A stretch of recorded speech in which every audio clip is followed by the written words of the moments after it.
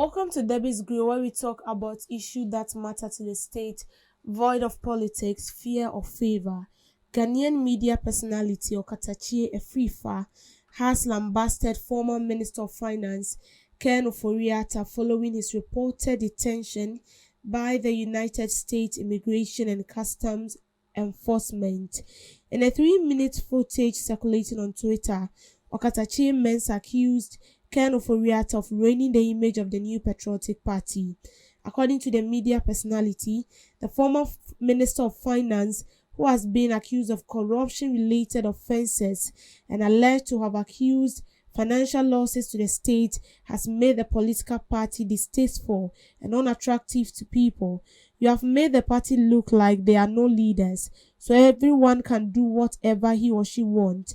When Ken Ofori-Atta was the Minister of Finance, we cautioned him about his poor performance and called for his resignation, but he made it clear that there was no way he would resign, he said.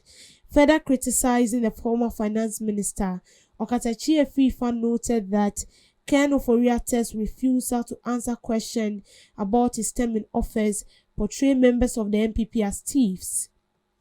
He further urged Ken Ofori-Atta to make himself available to the Ghanaian authorities for questioning, saying this will help restore confidence and trust in the party.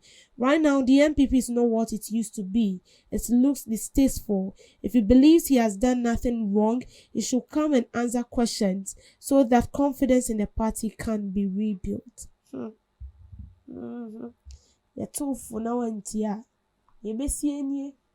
So I came across this in the morning, and in a way, it sounds very funny. In a way, it sounds very serious, and it portrays one thing: karma is real. So I remember when the finance minister was in office, there were a lot of hitches, there were a lot of challenges, there were a lot of problems here and then containing his office and how he works. The money that has been projected in a developmental project to help the country that we didn't see. The project or the money that the project that went down into the ditch, and the financial loss his term has incurred on us as a country. I remembered all that, and I remembered that somewhere middle 2024 or early 2024, there were calls from some members of parliament, including members of the New Patriotic Party, calling on Ken Ofori-Atta to resign as a finance minister because they've realized that there were lots of financial loss. All the deals he was included in having proven successful, it has ended up in them running at loss, and they're not being able to account to us what they've used the money for. And I also remembered how he used to dress to parliament wearing white, quoting Bible and all that, not knowing behind that was a different story to tell for another day. And this is the result now. Now, the media personality, Okatakyei, is saying that he has disgraced everybody, including the people who are boldly pronouncing themselves as members of the New Patriotic Party.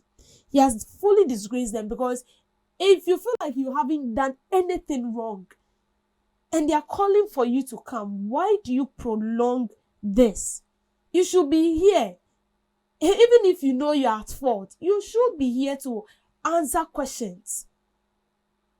The more you prolong it, the more you give this inception about yourself or perception for people to think that you've done something wrong. This issue could have been uprooted right from its roots. But Ken Ofori-Atta dragged this issue.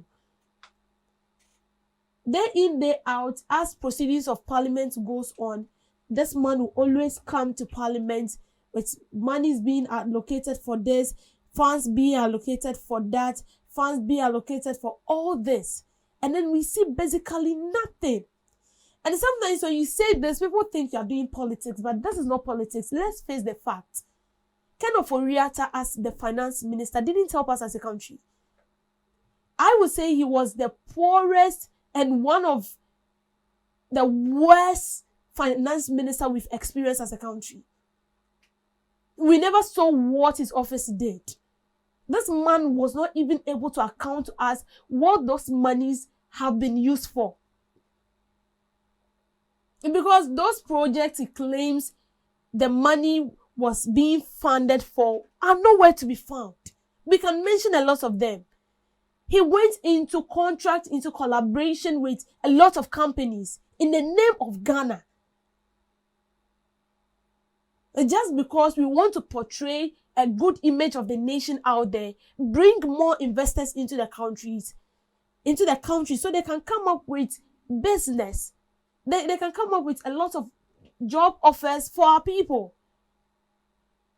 We didn't see that happening. The only thing we saw was, the complaint they used to say was because of COVID-19, Russian-Ukraine war. And so we have no option. We need to go to the IMF. They made us believe that IMF is the only savior of Ghana. IMF is the only place we can seek refuge. That is what they made us believe. In spite of all the natural resources we had, the only thought that came in mind was we're going in for IMF help.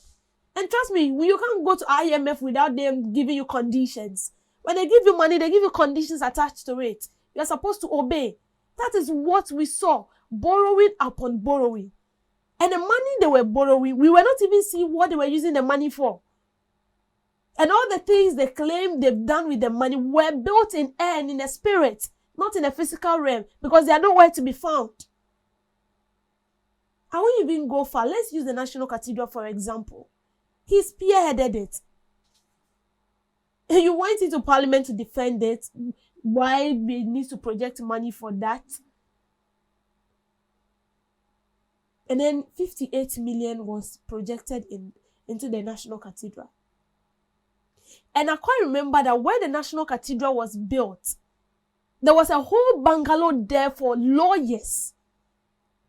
It was a site meant for lawyers. It was a bungalow that was built there to house lawyers. But because of this National Cathedral of a thing, those houses were demolished.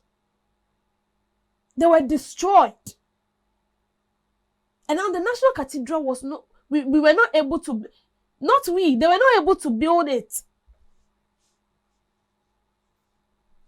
And now it has become a borehole, a manhole. That is what it has become. And since they left power, for me, I know that basically when you are being given the nod to lead a group of people and you are leaving, you need to account to the people. This is what you have done. I'm not trying to compare anything, but let's take this administration for example. Even though we know that they are trying their best and there is more room for improvement, they keep updating us. We didn't see that during the previous administration. We didn't see that. The way Ato Forcing is updating us on this, what the money the way they are spending our taxpayers' money, the projects the taxpayers' money is being pumped into. Ken Ofori-Atta didn't do that. We didn't even hear of him. The only thing we've been seeing him doing, is giving name to, today will be a Japadi reading of the bill. Tomorrow is Nyamia Sempa reading of the bill backed by quotation. But even aside that, they were stealing behind that verse. They use God as a map. They use God as a cover. And behind that, they were stealing from the state. They were stealing from the state. If you know you haven't stolen the money, there are a lot of questions Ken Ofori-Atta needs to answer. Why is the 58 million? Why is it? Why is the National Cathedral not yet built up till now? Why is it? The Sky Train, money was projected into it. Why is the Sky Train? If the Sky Train is nowhere to be found, then why is the money? Into whose pocket is that money? Because that money can be used for other things. But we didn't see it. Now he's sitting back and they themselves, and they are realizing the mistake they've done. They are realizing it. I just saw something right now. Professor Frimpong, he said he's quitting the New Patriotic Party. He said he's quitting. You see, this is how it is. When you're doing something and people keep telling you that, see, that what you are doing, do it this way, do it that way. You might not see it, but they saw it. The best thing you can do is listen. Even if you don't want to take the advice, just listen. Simple. Now the NPP has now become a mirror. Everyone is watching you. Everyone is watching you. And you see, you've now become a laughing stock because you feel like whatever these people, the current administration is doing is full of fault. But you didn't realize your own mistakes. It was after you gained power, you've realized that you've made a lot of mistakes. This could have been prevented, but no. So, from Okatakyei Afrifa, I've now realized that it's true. It's kind of because he said, when Ken Ofori-Atta was doing that, they cautioned him. Papa Jaina Nyawo said that. I said that.